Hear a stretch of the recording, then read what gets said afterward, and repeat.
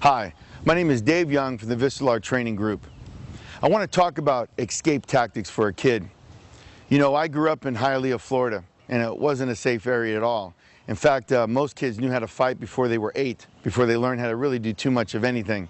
You were fighting back in the day basically just for survival of the fittest.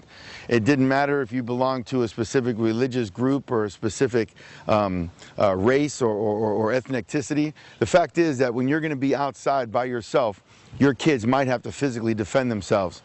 Now, don't think of kids taking fighting stances and taking poses and physically engaging your threats, but having them think smartly of just keeping the distance and creating distance. If they see someone approach them they're not familiar with, maybe step behind the table or behind a chair. Make sure they keep that minimum distance so they can stay just outside of being physically grabbed. Also, another tip I want to share with you is if your kids happen to be grabbed and they feel that the person is too physically, too stronger or bigger than them to break away from them, you know, yelling and screaming works, but sometimes it triggers the bad guy to punch and really injure your child.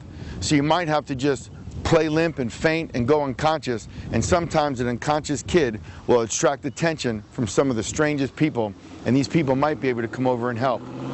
But regardless on what you decide to do, just make sure they have a plan and they're safe, and practice that plan.